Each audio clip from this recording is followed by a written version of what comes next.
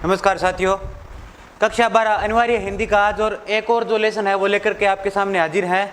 मैं धर्मवीर थोरी कक्षा 12 का आपको जो सिलेबस है वो संपूर्ण सिलेबस पढ़ाने का जो जिम्मा लेकर के चला था वो आज अपने उसी क्रम में अपने अध्याय है वो अगला लेकर चलते हैं। सूर्यकांत त्रिपाठी निराला का एक बहुत ही शानदार अध्याय है बादल राग। अब बादल राग, बादल को जो निराला जी है इन्होंने क्या है, दो प्रतीकों में लिया है, दो रूप माने हैं इनको। एक तो क्या है, इनको मानते हैं बादल को निर्माण के रूप में, और दूसरा जो रूप है इसका वो मानते हैं विध्वंस के रूप में।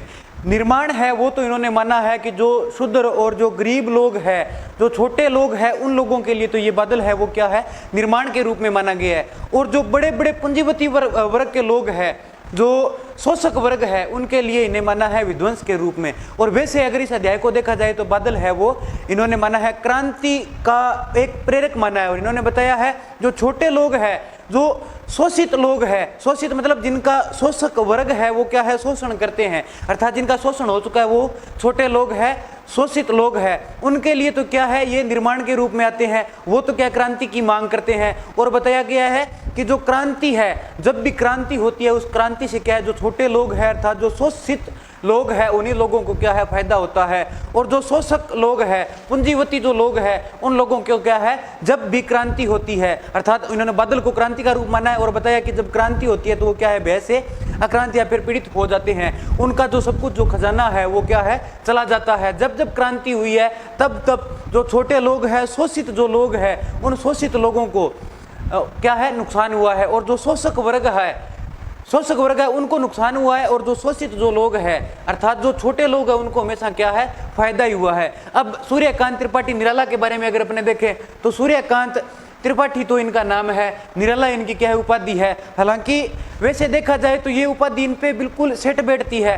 कैसे बैठती है, क्योंकि जो निराला है वो अपने नाम के मुताबिक ही क्या है कार्य करते थे। कैसे कि अगर इन्होंने जितनी भी रचनाएं लिखी है, छायावाद के मुख्य स्तंभ के रूप में आते हैं, इन्होंने जितनी भी रचनाएं लिखी है उन रचनाओं की अगर अपने बात करें तो देखा जाए कि इन्होंने जितने भी शोषित जो लोग हैं, मतलब जो छोटे लोग हैं, गरीब या शूद्र जो लोग हैं, उन लोगों के प्रति क्या है, अपनी कविताओं में, अपनी जो रचनाएं हैं उनमें क्या विशेष तौर से ध्यान दिया है। और जो पूंजीपति लोग हैं, पूंजीपति जो वर्ग है, उनकी क्या है, इनकी क्या है, उनसे कभी भी पटड़ी नहीं बैठती थी, तो उनका क्या है, उन्होंने हमेशा आलोचना की है। अब त्रिपाठी निराला पद्धति किस प्रकार से, निराला जो इनकी जो उपाधि है वो किस प्रकार से है, क्योंकि देखिए ये है जो छोटे लोगों की हमेशा सहायता करने वाले थे। इन्होंने हमेशा क्या कार्य किया है, जब भी एक बात इनकी खास थी कि इनको जितने भी क्या है प्राइज मिले थे, इनाम मिले थे, वो क्या इन्होंने हमेशा वो कभी भी घर पे नहीं लेके आए। कोई भी रचना जब प्रसिद्धि प्राप्त करती थी, इनको कोई छोटे मोटे जो प्राइज मिलते थे, पैसे मिलते थे, वो पैसे क्या है कभी घर पे लेके नहीं आए, वो क्या गरीबों में बांट देते थे। और बचपन से लेकर के इनकी जो जवानी है, उनकी शादी होती है, उसके बाद इनके पुत्र यानी कि पुत्री होती है, एक स्रोत स्मृति जो दुनिया का पहला शोक गीत है वो भी इन्होंने लिखा था। तो इनकी अगर बात करें तो ये क्या है, अपने परिवारजन थे उनसे क्या है बहुत ज्यादा पीड़ित थे। किस प्रकार पीड़ित थे कि जो ऊपर वाला जो ईश्वर है, इन्होंने क्या है सभी को समय समय पर इनसे क्या है वो छीनता रहा, तो उससे भी वो क्या है बहुत ज्यादा आहत थे। इसलिए इनका ज्यादातर जो प्रेम है वो क्या है, किसके प्रति था, इनका जो प्रेम है वो क्या है, जो छोटे लोग और शूद्र लोग हैं, यानी कि जो शोषित लोग हैं, जिनका शोषण हो चुका है, उनके प्रति इनका क्या है बहुत ज्यादा गहरा प्रेम था। तो अपना जो अध्याय है वो पढ़ने से पहले अपने सूर्यकांत त्रिपाठी निराला का जो जीवन परिचय है उस जीवन परिचय के बारे में बात कर लेते हैं। तो जीवन परिचय के बारे में मैंने आपको पहले बताया था कि कवि का जन्म स्थान, उनके माता पिता का नाम दिया है, तो माता पिता का नाम, उनकी प्रमुख रचनाएं और मुख्य रूप से इनको कौन से पुरस्कार मिले आपको उन पे ध्यान देना है। तो देखिए अपने क्या है स्पीडली इनको पढ़ते हैं। जन्म इनका 1899 में महिसादल बंगाल के मेदिनीपुर जिले में इनका जन्म हुआ था 1899 में। पारिवारिक गांव इनका गड्ढाकोला उन्नाव उत्तर प्रदेश था। प्रमुख रचनाएं इनकी कौन सी है, अनामिका, परिमल, गीतिका, बेला, नए पत्ते, अणिमा, तुलसीदास, कुकुरमुत्ता, ये तो है इनके कविता संग्रह। और आगे अगर इनकी बात करें गद्य खंड की तो वो है चतुरी चमार, प्रभावती, बिल्लेसुर, बकरीहा, चोटी की पकड़, काले कारनामे, ये इनके गद्य खंड है। अब इनकी जो निराला रचनावली है ना वो प्रकाशित हुई है 8 खंडों में प्रकाशित हुई है। इनकी जो निराला रचनावली है वो मतलब इनका संपूर्ण जो जितना साहित्य है, जितना भी इन्होंने क्या है साहित्य के क्षेत्र में कार्य किया या फिर गद्य लेखन या पद्य लेखन जो कुछ भी किया है वो संपूर्ण क्या है 8 खंडों में प्रकाशित हुआ है निराला रचनावली के नाम से। समन्वय मतवाला पत्रिका के संपादन किया था इन्होंने। समन्वय और मतवाला 2 पत्रिकाएं हैं। इन पत्रिकाओं में भी इन्होंने लेखन का कार्य किया है और 1961 में इलाहाबाद में इनका क्या है निधन हो जाता है। अब अपने बढ़ते हैं इनकी जो रचना है उस रचना की तरफ, उसमें क्या अपने को मिलता है। देखो सबसे पहले तो मैंने आपको बता भी दिया कि जो बादल राग है इसमें क्या है, बादल की राग अर्थात बादल का आवाज। अब यहाँ पे बादल है वो क्या है, क्रांति का प्रतीक इन्होंने माना है। तो क्रांति की जो राग है उसके बारे में देखते हैं। इन्होंने कहा है कि तिरती है समीर सागर पर, अस्थिर सुख पर दुख की छाया, जग के दग्ध हृदय पर निर्दय विपल की प्लावित माया, यह तेरी रणतरी भरी आकांक्षाओं से घन भेरी गर्जन से सजग सुप्त अंकुर, उर में पृथ्वी के आशाओं से नवजीवन की ऊंचा कर सिर ताक रहे हैं ए विपल के बादल। देखो इसमें क्या बताया इन्होंने, बताया है देखो तिरती है, खड़ी बोली और तत्सम शब्दावली का इन्होंने प्रयोग किया है। तो इसको पढ़ना प्रारंभ करें तो इसके बारे में देखें तो तिरती है, पहला शब्द इन्होंने तद्भव शब्दावली का लिया है और कहा है तिरती है अर्थात तैरती है। क्या तैरती है, समीर, समीर यानी कि जो हवा है वो तैरती है। कहाँ तैर रही है हवा, वो तैर रही है कहाँ पर, सागर यानी कि जो समुद्र है उस समुद्र पर क्या है वो तैर रही है। कैसे तैर रही है, तिरती है समीर सागर पर, अर्थात जो हवा है वो क्या है तैर रही है। कहां पर, समुद्र पर वो क्या है तैर रही है। और उसको प्रतीक किसका माना है, यहाँ प्रतीकार्थ लिया है और क्या लिया है, अस्थिर सुख पर दुख की छाया। सुख है वो क्या है कभी भी स्थिर नहीं होता, सुख आता है और जाता है, दुख है वो भी कभी स्थिर नहीं रहता, वो भी आता है और जाता है। यहाँ पर भी उन्होंने बताया कि जो समुद्र रूपी जो हवा है, समुद्र के ऊपर जो हवा है वो तैर रही है, वो किस प्रकार से तैर रही है, जिस प्रकार से अस्थिर सुख मतलब जो अस्थायी सुख है उस पर क्या है दुख की छाया है, वो हमेशा ही मंडराती रहती है। उसी प्रकार से जो समुद्र है उस समुद्र पर जो हवा है वो बहती रहती है। आपको पता है कि वो हवा कभी तेज होती है कभी धीरे हो जाती है, गर्मियों में वो क्या है तेज चलती रहती है, सर्दियों में धीरे हो जाती है। उसी प्रकार से उन्होंने सुख को माना है। सुख क्या है, वो कभी भी स्थायी नहीं होता, वो क्या है वो उस पर हमेशा ही दुख की छाया है, वो मंडराती रहती है। जिस प्रकार से हवा है वो समुद्र पर स्थिर नहीं होती, उसी प्रकार से जो सुख है वो कभी भी स्थायी नहीं हो सकता, वो भी उस पर भी क्या है दुख की छाया मंडराती रहती है।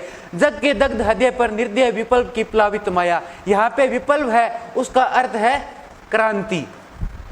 आपको बताया था कि जो बादल है वो क्या है क्रांति का प्रतीक है और यहाँ पे विपल्प है वो क्रांति है। अब क्रांति के बारे में एक बात बता दूं कि आप अगर सोच रहे हो कि क्रांति है जो क्या है, जब भी क्रांति होती है तो उसमें क्या है खून खराबा होता है, ये कतई जरूरी नहीं है। क्रांति से तात्पर्य है कि परिवर्तन, जब जब क्रांति हुई है, क्रांति का तात्पर्य होता है कि कोई ना कोई बदलाव हुआ है। अब देखो नित्य विपल्प की प्लावित माया, जग के दग्ध हृदय पर, जग यानी कि संसार, दग्ध मतलब जला हुआ, उसका संसार का जो जला हुआ हृदय है उस पर क्या है क्रांति की प्लावित मतलब फैली हुई माया है। उसके बारे में बता रहा है कि संपूर्ण संसार है उसका जो हृदय है वो क्या है जल रहा है, उस पर क्या है हे बादल तुम्हारी जो प्लावित माया है वो क्या है, वो प्लावित मतलब फैला दो। कौन सी, क्रांति, यानी कि बादलों आप क्या है तुम्हारी जो माया है वो है उसको क्या है फैला दो। किस पर, संपूर्ण जो संसार है उसका जो हृदय जल चुका है उस पर आप अपनी माया है वो फैलाइए। यह तेरी रण तरी भरी आकांक्षाओं से घन भेरी गर्जन से सजग सुप्त अंकुर, उर में पृथ्वी के आशाओं से नवजीवन की ऊंचा कर सिर ताक रही है ए विपल्प के बादल। अर्थात यहां से स्टार्ट करना है आपको, हे विपल्प के बादल। विपल्प आपको यहां पे बताया कि क्रांति, हे क्रांति के बादल आपके क्या है जो रणतरी, रणतरी ये होता है युद्ध की नौका, युद्ध की नौका को बताया है रणतरी। अब देखो रणतरी क्या होती है, रणतरी होता है जैसे प्राचीन काल में क्या युद्ध होते थे या फिर कोई बाढ़ आ जाती है तो उस समय क्या है लोगों की राहत सामग्री ले जाने के लिए जो नाव है उसमें क्या है सहायता पहुंचती है। तो जो छोटे लोग हैं, शोषित जो लोग हैं, उन लोगों को क्या आशा है कि हे बादल आप जब भी आओगे तो हमारे लिए क्या है वो रणतरी अर्थात युद्ध की नौका के रूप में कार्य करोगे। हमें क्या है आपसे क्या है युद्ध की नौका की तरह आपसे आशा है। ये देखो यह तेरी रणतरी, तुम्हारी यह क्या है युद्ध की जो नौका है वो भरी है किससे, आकांक्षाओं से, अर्थात हमारी जो इच्छाएं हैं उन इच्छाओं से तुम्हारी जो युद्ध की नौका है वो क्या है भरी हुई है। घन भेरी गर्जन से सजग सुप्त अंकुर, घन यानी कि जो बादल है उन बादलों से क्या है, बादलों की जो भेरी गर्जन, भेरी से यहाँ पे तात्पर्य है नगाड़ा, नगाड़ा, नगाड़ों की तरह गूंजने वाले जो बादल है उनके गर्जने से, घन यानी कि बादल, उनके गर्जने से, भेरी की तरह गर्जने से या नगाड़े की तरह उनके गर्जने से क्या है सजग हो गए हैं, मतलब जो जागृत हो गए हैं। क्या हो गए हैं जागृत, जागृत हो गए हैं सुप्त अंकुर। सुप्त मतलब सोए हुए, अंकुर मतलब जो बीज है वो क्या है, बादलों के गरजने से भेरी की तरह अर्थात नगाड़े की तरह गरजने से क्या है, सोए हुए जो अंकुर यानी कि छोटे बीज है वो क्या है, जागृत हो गए हैं। कहाँ जागृत हो गए हैं उसके बारे में अगर बात करें, उर में, उर यानी कि पेट में, हृदय में। किसके हृदय में? वो हो गए हैं पृथ्वी के हृदय में जागृत हो गए हैं। क्यों जागृत हो गए हैं? क्योंकि उनको क्या है, आशा है। किस चीज की आशा है? तो उन्हें आशा है नव जीवन की, अर्थात नए जीवन की उन्हें आशा है। दोबारा देखो, वो क्या है, रणतरी अर्थात जो युद्ध की नौका है वो वहां पे जब भी आएगी तो उसके वो क्या है, इनकी आकांक्षा अर्थात इच्छाओं से क्या है, भरी होगी। इनकी इच्छा है कि हे क्रांति के बादल आप बरसो, आप बरसोगे तो हमारी क्या है, जो इच्छाएं है वो पूर्ण हो जाएगी। अब क्या है, घन यानी कि बादल आपके जो नगाड़े की तरह जो गर्जना है उससे क्या है, जागृत हो गए हैं। कौन? जो शुभतंकर अर्थात जो सोए हुए छोटे बीज है वो पृथ्वी के हृदय में सोए हुए हैं, वो क्या है, जागृत हो गए हैं। क्यों हो गए हैं? क्योंकि उन्हें आशा है। किसकी? नवजीवन की आशा है। नवजीवन की आशा से वो सोए हुए सुप्त जो अंकुर है वो अब जागृत हो गए हैं। अब वो ऊंचा कर सिर, वो उस सिर को अपना जो सिर है उसको ऊंचा कर करके ताक रहे हैं अर्थात देख रहे हैं ए विप्लव के बादल अर्थात हे क्रांति के बादल।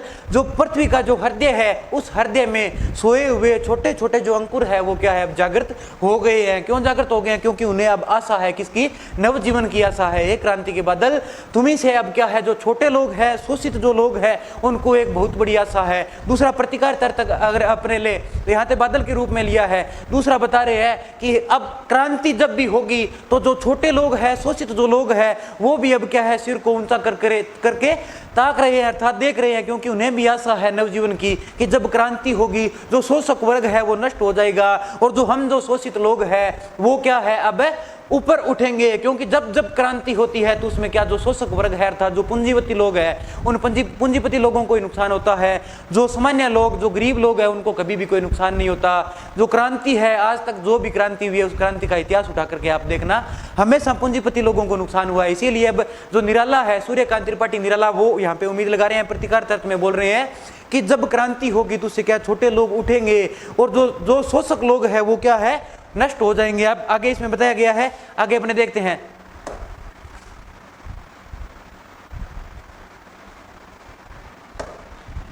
फिर बार बार गर्जन वर्षण है मूसलाधार, हृदय थाम लेता संसार, सुन सुन घोर वज्र हुंकार। अब देखो इसका फिर मतलब लगातार बार बार गर्जने से और वर्षण है मूसलाधार, भारी बरसात होने से, हे बादलों तुम्हारे लगातार और बार बार गर्जने से और बरसात, मूसलाधार बरसात होने से हृदय थाम लेता संसार। हृदय थाम लेना यानी कि यहाँ पे जो संसार है वो क्या है, डर जाता है। पूंजीपति लोग है वो क्या है, डर जाते हैं। हृदय थाम लेता संसार, सुन सुन घोर वज्र हुंकार। सुन सुनकर मतलब तुम्हारा जो घोर अत्यधिक भयंकर वज्र के समान तुम्हारी जो हुंकार है, वज्र के समान तुम्हारा जो गर्जना है। वज्र एक भयंकर हथियार होता है, उसके बारे में बताया है कि वो क्या, जब भी क्या है बजता है तो उसकी भयंकर आवाज आती है। तो बादलों से भी कहा है कि तुम्हारी जो भयंकर घोर जो भयंकर जो आवाज आएगी, उसकी जो हुंकार आएगी, उससे डर करके जो संपूर्ण संसार है वो क्या, हृदय को थाम लेता है। ऐसनिपात से स्थापित उन्नत सत वीर। ऐसनिपात अर्थात जो भी, ऐसनिपात का तात्पर्य है बिजली गिरना। जब बिजली गिरेगी उससे क्या है, स्थापित मतलब डरे हुए, उन्नत मतलब जो क्या है, जो श्रेष्ठ लोग हैं अर्थात जो शोषक लोग हैं, पूंजीपति जो लोग हैं वो क्या है, सत वीर। यहाँ पे वीर और जो उन्नत है वो दोनों किसके लिए है, जो पूंजीपति लोग हैं उनके लिए है। वो क्या है, शापित मतलब कंपाने लग जाएंगे, शत विशत मतलब मारे जाएंगे, हत मतलब मारे जाएंगे, सत मतलब घायल हो जाएंगे, विशत हो जाएंगे। अचल मतलब उनका जो भारी भरकम जो शरीर है अचल होता है, वैसे तो पहाड़ को बोलते हैं। पहाड़ की तरह उनका जो बढ़ा हुआ जो शरीर है वो क्या है, घायल हो जाएगा, वो मारे जाएंगे। तुम्हारी जो वज्र के समान जो भयंकर गर्जना है, तुम्हारा जो बिजली गिराना है, इन सब से क्या है, जो शोषक लोग हैं, पूंजीपति जो लोग हैं वो क्या है, घायल हो जाएंगे, नष्ट हो जाएंगे। अचल शरीर अर्थात उनका जो भारी भरकम शरीर जो पूंजीपति लोग हैं वो क्या है, मारे जाएंगे। गगन स्पर्शी स्पर्धा धीर, वो क्या है, गगन स्पर्शी है, उनकी स्पर्धा है, उसका कोई धैर्य नहीं है। वो क्या है, गगन स्पर्शी अर्थात उनकी जो बड़ी बड़ी जो बिल्डिंगें हैं वो क्या है, उससे भी क्या है, अभी तक संतुष्ट नहीं हुए हैं, उनको धैर्य प्राप्त नहीं हुआ है, वो अभी भी स्पर्धा में लगे हुए हैं किसके, कि हम क्या है और जो धन है वो एकत्रित करें। तो उससे क्या है, जब बादलों की गर्जना होगी, बिजली गिरेगी, अर्थात जब क्रांति होगी, उस क्रांति से क्या है, जो शोषक लोग हैं, जो पूंजीपति लोग हैं, उन्हीं लोगों को क्या है, नुकसान होने वाला है। आगे देखो, हंसते हैं छोटे पौधे लघु भार, हंसते हैं छोटे पौधे लघु भार, मतलब लघु मतलब थोड़ा, भार मतलब जिनमें भार या फिर वजन कम है, वो क्या है, हंसते रहते हैं। अर्थात जो शोषित लोग हैं, गरीब लोग हैं, जब क्रांति होती है तब उससे वो क्या है, उनको कोई प्रभाव नहीं पड़ने वाला, वो तो क्या है, हंसते रहते हैं, क्योंकि उनको कोई भी किसी भी प्रकार का नुकसान होने वाला नहीं है। सस्य अपार, सस्य होता है हरियाली, अपार मतलब बहुत सारी, उनको कोई नुकसान नहीं होगा छोटे पौधों को, उनके तो क्या है, जो सस्य अपार अर्थात हरियाली है, वो अत्यधिक हरियाली वहां पे फैल जाएगी। सस्य अपार हिल हिल खिल खिल, हाथ हिलाते तुझे बुलाते, विपल व्रव से छोटे ही है शोभा पाते। विपल व्रव, विपल मतलब क्रांति, रव मतलब शोर, क्रांति का जो शोर है उससे छोटे लोग ही शोभा पाते हैं। अर्थात जो गरीब लोग हैं, छोटे लोग मतलब जो छोटे लोग या फिर गरीब लोग हैं, उन्हीं लोगों को क्या है, फायदा होता है। वो किसे बुलाते हैं, हाथ हिलाते हुए, हिलते हुए तुझे बुलाते हैं। अर्थात ए विपल के बादल, क्रांति के बादल, जो छोटे लोग हैं, गरीब लोग हैं, वो तुझे क्या है, बुला रहे हैं, क्योंकि तुम्हारे आने से क्या है, हरियाली फैल जाएगी, और हरियाली फैलने से क्या है, उन लोगों को फायदा होगा, वो हंसते रहते हैं। जो छोटे पौधे अर्थात जो गरीब लोग हैं, उन्हीं लोगों को क्या है, क्रांति से हमेशा फायदा होता है। अब आगे देखो, आगे अगर अपने बात करें, अटालिका नहीं है रे आतंक भवन। अटालिका, अटालिका शब्द है वो आया किसके लिए, महल के लिए। ये महल नहीं है रे, जो पूंजीपति लोग हैं उन्होंने जो भवन बना रखे हैं वो उनके भवन नहीं है, वो क्या है, आतंक भवन। आतंक भवन, आतंक होते हैं वो क्या है, भय के निवास है। आतंक मतलब भय। अटालिका मतलब जो महल है वो महल नहीं है, वो क्या है, आतंक भवन है, मतलब भय के निवास है, वो भय का निवास है। क्योंकि आप लोगों को पता है, उन्होंने जो जितने भी भवन है अर्थात अपनी जो बड़ी बड़ी मंजिलें बनाई है, वो मंजिलें लोगों को क्या है, खून चूस के बनाई है। आपने फिल्मों में भी देखा होगा कि जो गरीब लोग होते हैं, मील मजदूर होते हैं, वो क्या करते हैं, वो मिलों में कार्य करते हैं, उनका 200 रुपये का जो कार्य होता है, उस कार्य से जो पूंजीपति लोग हैं वो लाखों रुपए कमाते हैं। उनकी 200 रुपये की इनकम उनको तो मिलता है 200, और उनकी जो 200 रुपये की बनाई हुई जो वस्तु है, वो वस्तु लगभग लाखों रुपए, हजारों रुपए में बिकती है। उसका फायदा कौन उठा रहे हैं, पूंजीपति लोग। और उन्होंने जो अटालिकाएं बनाई है, मतलब जो महल बनाए हैं, वो क्या है, वो महल नहीं है, वो आतंक के भवन है, भय के निवास है। उनके जो बड़े बड़े महल बनाए हुए हैं, अब उनमें उनको क्या है, चैन नहीं आ रहा। क्यों नहीं आ रहा, क्योंकि जो बड़े पूंजीपतियों के लोगों के जो घर है, जब बादल अर्थात जो क्रांति आएगी, उस क्रांति आने से क्या है, उन लोगों को नुकसान ही होने वाला है। उससे उनके जो महल है वो गिरने का खतरा है। सदा पंख पर ही होता है जल विपल प्लावन। सदा पंख पर, पंख होता है कीचड़ को बोलते हैं, जो कीचड़ है उस कीचड़ पर ही होता है जल विप्लव प्लावन। जल विप्लव फैलाव, विप्लव होता है क्रांति, प्लावन होता है फैलाव। अब क्या होता है, पंख मतलब कीचड़, हमेशा से क्या है, कीचड़ पर ही क्या है, जल का फैलाव या फिर क्रांति का फैलाव होता है। जल की जो क्रांति है या जल है वो क्या है, हमेशा कीचड़ पर आकर ही फैलता है। जिस पर तरह से नीचे कीचड़ ठहरा हुआ है, जब बरसात होगी या फिर जो पूंजीपति लोग हैं, उन पूंजीपति यहाँ पे जो पंख बताया ना, यहाँ पे वो पंख तो बताया कीचड़ को, और कीचड़ से तात्पर्य है जो गरीब लोग है, वो गरीब लोग, कीचड़ का जो प्रतिकार्थ है वो गरीब लोग है। और यहाँ पे जो विप्लव क्रांति, जल विप्लव प्लावन, ये जो फैलाव है वो है पूंजीपति लोग है, उनके लिए है, पूंजीपति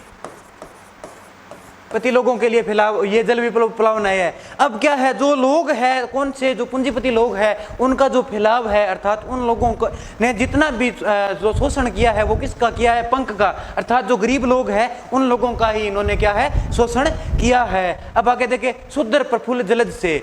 शुद्र मतलब जो छोटे, प्रफुल्ल मतलब खिले हुए हैं, जलज छोटे, जो या फिर जो खिले हुए जो जलज या कमल है, उनसे सदा छलकता नीर। जो कमल का पत्ता है, जो उस पे क्या है, जल कभी भी नहीं ठहरता, और जो कमल का पुष्प है वो पुष्प क्या है, जब उसके ऊपर जब जल आता है तो उसमें से क्या जल छलकता रहता है। अर्थात यहाँ पे जो जलज है वो जलज किसके लिए है, ये जलज है पूंजीपति जो लोग हैं उन पूंजीपति लोगों के लिए है। और बताया है कि जो खिले हुए पूंजीपति लोग हैं अर्थात जो विकसित हो चुके हैं, जितने भी पूंजीपति लोग हैं उनके क्या है, जो नेत्र है उनके नेत्रों से क्या है, नीर छलकता रहता है, मतलब उनके नेत्रों से आंसू टपकता रहता है। किस प्रकार से, जिस प्रकार कमल का खिला हुआ जो पुष्प है वो जल में डूबने के पश्चात जब बाहर आता है तो उसमें से क्या है, हमेशा पानी की बूंदें गिरती रहती है। उसी प्रकार इन्होंने बताया है कि जो पूंजीपति लोग हैं उनके नेत्रों से हमेशा आंख से जो आंसू है वो बहते ही रहते हैं। परंतु आगे देखो, अब आगे बताया है रोग शोक में भी हंसता है सेसव का सुकुमार शरीर। रोग शोक में भी, सेसव मतलब जो छोटा बच्चा होता है वो क्या है, रोग में और शोक में, रोग यानी कि बीमारी, शोक मतलब जो दुख है, बीमारी में और दुख में भी वो क्या है, हंसते रहते हैं। उनको पता नहीं होता कि बीमारी क्या चीज होती है, ज्यादा तकलीफ होती है वो तो बात अलग है, परंतु छोटी मोटी जो बीमारी है, छोटे बच्चे या जो गरीब लोग हैं उनको बीमारी से कोई फर्क नहीं पड़ता, वो तो यूं ही मुस्कुराते रहते हैं। परंतु जो अमीर लोग हैं, पूंजीपति लोग हैं, उनको अगर छोटी सी बीमारी भी हो जाए तो वो क्या है, अपना जो बेड है उससे हिल नहीं पाते। यही यहाँ पे बताया कि रोग शोक में भी, रोग मतलब बीमारी और दुख में भी हंसते रहते हैं सेसव, यानी कि जो छोटे बच्चे हैं वो हंसते रहते हैं। अर्थात जो गरीब लोग हैं उनको चाहे कोई भी बीमारी हो, चाहे कोई दुख हो, परंतु उनके चेहरे पर कभी भी दुख प्रकट नहीं होता, वो तो यूं ही मुस्कुराते रहते हैं। रुद्ध कोश है शुद्ध तोष, रुद्ध मतलब रुका हुआ, कोश मतलब खजाना, शुद्ध मतलब असंतुष्ट, तोष मतलब संतोष। उनका जो संतोष है, उनके पास खजाना है क्या रुक गया है, किनका, जब क्रांति होगी तो उससे क्या है, जो पूंजीपति लोग हैं उनका जो खजाना है वो रुक जाएगा, उससे क्या है उनका संतोष आहत होगा, मतलब वो भी क्या है असंतोषी हो जाएंगे। अब आगे देखो,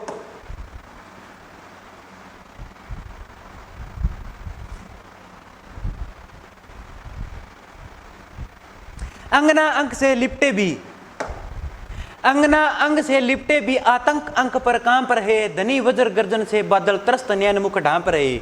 अब देखो अंगना अंग, अंगना होती है पत्नी को बोलते हैं अंगना, अंग मतलब उसका शरीर, से लिपटे भी आतंक अंक पर कांप रहे हैं। कौन, जो पूंजीपति लोग हैं उनको क्या, जब क्रांति होती है तो वो क्या है, अपनी पत्नी के अंगों से लिपटकर आतंक अंक, उसकी गोद में, आतंक मतलब जो भय है, भय की गोद में सोकर के कांपते रहते हैं। अर्थात यहाँ बता रहे हैं कि जो पूंजीपति लोग हैं जब क्रांति होती है तो वो अपनी पत्नी की गोद में चले जाते हैं, किससे, भय से, और क्या करते हैं, कांपने लगते हैं। वो अपनी पत्नी की गोद में जाकर के भय के मारे पत्नी की गोद में जाकर के छिप जाते हैं। अर्थात यहाँ पे जो कवि सूर्यकांत त्रिपाठी निराला है उन्होंने एक व्यंग्य किया है और कहा है कि वो कहाँ तो वो बड़ी बड़ी बातें करते थे और कहाँ अपनी जो पत्नियां हैं उन पत्नियों के गोद में जाकर के छुप गए, किससे, भय के मारे वो वहां जाकर छिप गए। क्यों छिप गए, क्योंकि धनी वज्र गर्जन से बादल त्रस्त नयन मुख ढांप रहे। जो धनी लोग हैं यहाँ पे, जो पूंजीपति लोग हैं, जो पूंजीपति जो लोग हैं वो क्या करते हैं, वो वज्र गर्जन से, वज्र के समान जो कठोर गर्जना होती है, किसकी, बादलों की, वज्र के समान जो कठोर गर्जना होती है उससे क्या है, त्रस्त नयन मुख ढांप रहे। वो क्या है, अपने जो नेत्र है उनको क्या, त्रस्त मतलब दुखी होकर के, डर करके वो अपना जो नयन है उनको क्या ढांप रहे, अर्थात ढक रहे हैं। कौन, पूंजीपति लोग। क्रांति होती है तो सबसे ज्यादा नुकसान पूंजीपति लोगों का ही होता है। वो क्या है, डर करके अपनी पत्नियों की गोद में जाकर के छुप जाते हैं और अपने जो बादलों की जब भी गर्जना होती है उस गर्जना से वो क्या है, अपने जो नेत्र है उनको क्या है, ढक लेते हैं, ढांप लेते हैं। जीर्ण बाहु है शीर्ण शरीर, यहाँ पे देखो बहुत शानदार है। एक कोई गरीब किसान है, उस किसान का भी सूर्यकांत त्रिपाठी निराला ने क्या है, वर्णन किया है। और वर्णन करते हुए वो क्या बता रहे हैं, वो बता रहे हैं कि जीर्ण शरीर, जीर्ण बाहु, जीर्ण बाहु से तात्पर्य क्या है, यहाँ पर जीर्ण का तात्पर्य हो गया कमजोर, शीर्ण का मतलब हो गया दुर्बल। जो जीर्ण है उसका तात्पर्य, और जो शीर्ण है उसका, जीर्ण का तात्पर्य है कि वो कमजोर हो गए हैं और शीर्ण का तात्पर्य है दुर्बल हो गए हैं। जीर्ण मतलब कमजोर, शीर्ण मतलब दुर्बल। अर्थात यहाँ पे कवि बता रहे हैं कि जो किसान है उसकी क्या हालत होगी है, उसकी हालत होगी है कि उसकी जो बाजुएं हैं वो तो कमजोर हो गई है और उसका शरीर है वो क्या है, दुर्बल हो गया है। वो तुझे बुला रहा है, किसे बुला रहा है, एक क्रांति के बादल वो तुझे बुला रहा है। अधीर मतलब उसमें अब धैर्य नहीं रहा है, वो बिना धैर्य के होकर के तुझे बुला रहा है। ए विप्लव के वीर अर्थात ए क्रांति के वीर, तुझे क्या है, जो कृषक है उसकी भुजाएं हैं वो कमजोर हो गई है, शरीर उसका दुर्बल हो गया है, वो क्या है बिना धैर्य से तुझे क्या है बुला रहा है। चूस लिया है उसका सार मतलब उसके जीवन, सार से तात्पर्य है यहाँ पे खून, उसका खून है जो क्या पूंजीपति लोग हैं उन्होंने क्या है चूस लिया है। अब क्या है उसमें क्या है, हाड मात्र ये आधार, अब उसके जीवन का जो आधार है वो केवल और केवल अब हाड मात्र ही रह गए हैं। क्योंकि यहाँ पे क्या है, सूर्यकांत त्रिपाठी निराला है, दो लोगों के बारे में बता रहे हैं, एक तो जो शोषक और एक शोषित, गरीब और जो पूंजीपति है।